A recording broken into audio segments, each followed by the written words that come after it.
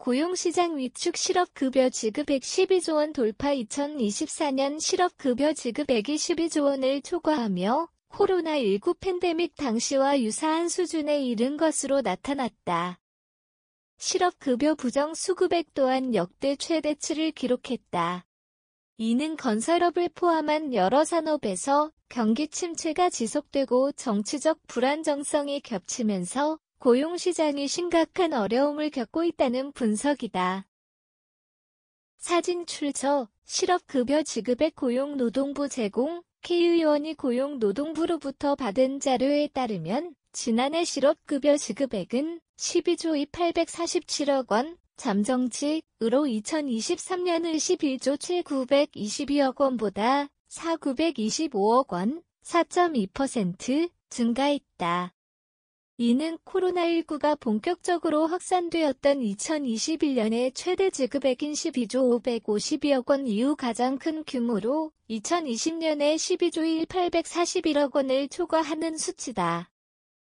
구직급여 수급자 수 또한 11만 7,000여 명으로 역대 최대인 2021년에 12만 1,000여 명 이후 가장 많았다.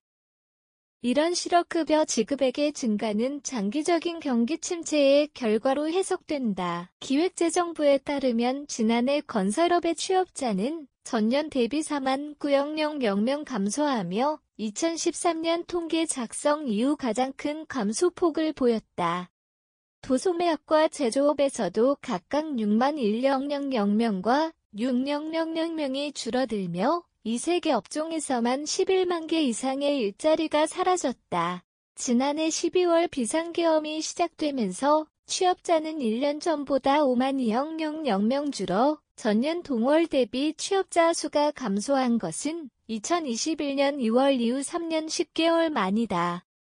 사진 출처 고용보험 가입자 고용노동부 제공 부정수급 증가와 반복수급 현상 심화 실업급여의 부정수급액은 지난해 323억 400만 원으로 전년에 299억 900만 원 대비 7.8% 증가하며 사상 최대치를 기록했다.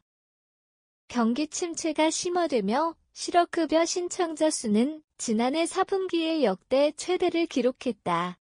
10월에는 전년 동기 대비 약 1만 명, 12.4% 증가한 8만 9,000명으로 집계되었고 11월에도 9만 명으로 늘어났다. 12월 신규 신청자 수는 10만 1,000명으로 이는 2020년 이후 가장 높은 수치였다. 지난해 12월 실업률은 3.8%로 1년 전보다 0.5%포인트 상승하여 코로나19가 심각했던 2020년 12월 이후 최고치를 기록하였다. 또한 실업급여의 하한액이 매년 자동으로 인상되는 제도의 구조적 문제도 지급액 증가에 기여하고 있다. 고용보험법에 따라 실업급여 하한액은 최저임금의 80%에 연동되어 있으며 지난해 최저임금이 상승하면서 실업급여 일액도 증가한 것이다. 지난해 기준으로 올 하한액은 189만 3,120원으로 이는 최저임금을 받는 근로자의 실수령액보다 높은 수준이다. 이는 근로자들의 일할 동기를 약화시키는 요인으로 지적된다. 사진 출처 실업급여 반복수급자 현황 김희상 국민의힘의원 고용부 제공 실업급여 제도 개편 논의 지연 해결책은 반복수급 현상도 심각한 문제로 지난해 1월부터 11월까지 3회 이상 실업급여를 수급한 인원은 10만 2,000명에 달하며 이는 역대 최다를 기록할 가능성이 높다. 이러한 반복수급은 취업의 질가 부족하거나 임시 일자리를 전전하는 근로자가 많음을 나타낸다.